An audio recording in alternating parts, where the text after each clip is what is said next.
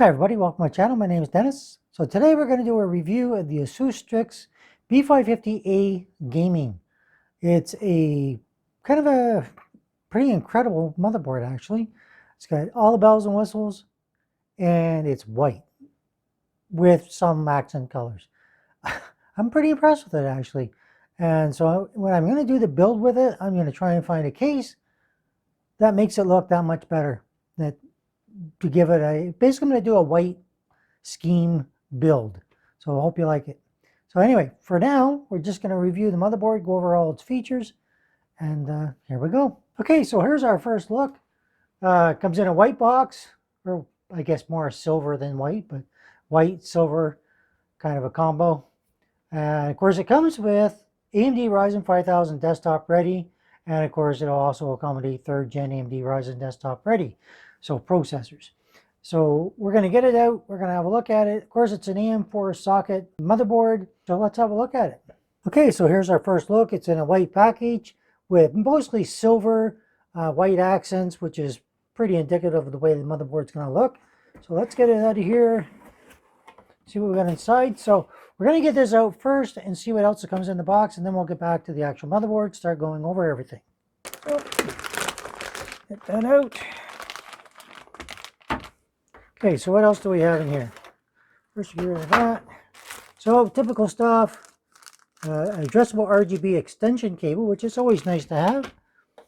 And we have some M.2 screws. Well, it gives you 4 of the SATA cables. Usually, I only give you 2. That's kind of a nice thing to add on. Cable ties. Oh, this is new. Public of Gamers. I'm not sure what that is. A lanyard or like a, no, for keys or whatever. Pretty cool. I like that. That's really nice actually. Now they started doing this. This is a little thing that you put for one-sided M.2s. I'm not exactly sure how that works or whatever, but anyway, they gave it to you. And of course we have our Rogue Strix B550-A gaming user guide with your software included on a DVD. Now, you don't need that necessarily. You can go to their website and download everything from there, but it will get you started with your network drivers. And, of course, a bunch of stickers. And just, motherboard technical data, which is always helpful. And what is this? This is basically a thank you for purchasing their product. So, let's get on to the motherboard. Okay, so first thing I want to start with is our 4 DIMM slots here. Memory goes in 2 and 4. Okay, that's what you usually start with. You can have a max of 128 gigabyte of memory, and you can have DDR4 4600 overclock as your max speed. So that's pretty darn good. And if you're going with the 3rd gen Radeon graphics processor, you might be able to get to DDR4 5100. Not sure what the reason for that is, but I just thought I'd mention it. And as I say, you've got your AM4 socket, so for 3rd gen AMD and up to 5000 series. And you have your expansion slots, but I'll show you those later. You have an M.2 slot here and another one here. Okay, so the first one slots is PCIe. This one here is PCIe 4.0 times 4 SATA modes. And the second slot here is M.2, supports PCIe 3 times 4 SATA modes. And of course, just NVMe drives as a whole. All right, just make sure I mention all that kind of good stuff. So let's get back to the expansion slots for your graphics card. So you've got one here, and the first one is PCIe 4.0 times 16 mode. And then your second one here is your 3rd gen. Okay, PCIe 3.0 times 16. All right, just so you know how that's all working. So if you're going to have a graphics card in here and you're going to have a single one, make sure this is the one you're going to use first. Unless, of course, you don't have room because of something else you put in here, well, then go with that one. The difference in speed is probably not even going to be noticeable. Now, of course, this is the AMD B550 chipset, in case anybody's wondering. So if you're going in to upgrade your AMD drivers, that's what you're going to be looking for. Now, I've done a video on that, so if you're interested, you can have a look back. Multi-GPU, it supports 2 times Crossfire. Okay, so you can have 2 graphics cards in here running in Crossfire. Of course, NVIDIA has pretty much done away with SLI. Now they're hard to see, but underneath here, so you have 14 team-powered stages. Okay, so just to be aware of that as well. Now I just want to point out this here.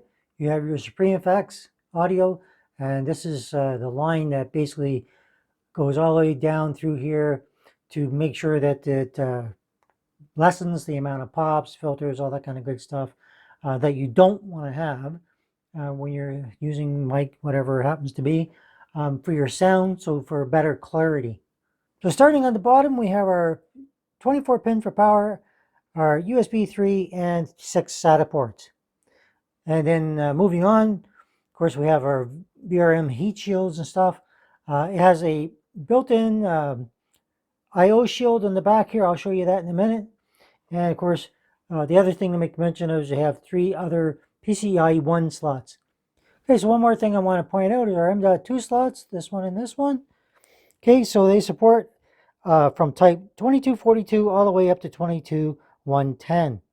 So that's 2242, 2260, 2280, and 22110. Supports PCIe 3.0 times 4 and SATA modes. Okay, so that's for the second one here. And first one, of course, is the same, but of course PCIe 4.0. And getting back to your Rogue Supreme FX for surround sound here. Okay, of course, it has impedance sense for front and rear headphone outputs. Has jack detection for multi-streaming and front panel jack retasking. Has high quality 120 decibels senior SNR, high quality 120 decibel SNR stereo playback output, and 113 decibel SNR recording input. So, and it also supports up to 32-bit, 192 kilohertz playback. And it has dual op amplifiers, premium Japanese and audio capacitors, and of course the audio cover, which I'm assuming is this. And your SATA ports here are SATA 6 times SATA 6 gigabyte per second ports. And it has your OptiMem 2 capability, which I think is kind of cool to have, though I can't say I've ever really used it. Now, features I always tell people to look at are how many fans, chassis fan headers you've got. So this has got one for your CPU. You got a fan header here, RGB header, then followed by over on the other side, let me just find here, you got another RGB and another adjustable RGB there. So lots of connections. If you need those, you're well stocked on that with this motherboard. So moving beyond the bottom of the board, moving up, of course, these are your clips for when you're putting in your stock cooler, which sometimes they don't even use it. So just depends on what you're using. A lot of times you're going to wind up unscrewing these, taking them off to use it with a aftermarket cooler. So just to be aware. So I want to point out a couple more of them up here. So you have another, this is where your front panel connectors are going to go. You have another chassis fan 1, your 2 USBs. You have your another channel fan here. Your temperature sensor, clear CMOS, your RGB, addressable RGB, and your RGB here. The reason I point these out, a lot of people don't know the difference. If you have a 4-pin is 12 volt RGB.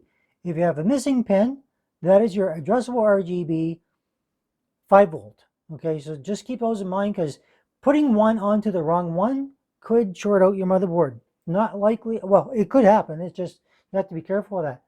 You have your TB header here, your AAFP, so basically your HD audio here, and of course your capacitors that I pointed out a minute ago. And of course, you have, like I say, you got your PCIe times 1 slots, so 1, 2, and 3, of course. And the TB header, just to be aware of, is your Thunderbolt header, okay?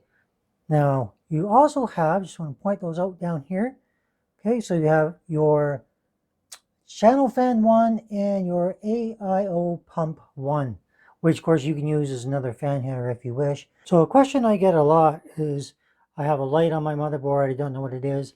So you have 4 little indicators here. So starting on the top, you've got your memory.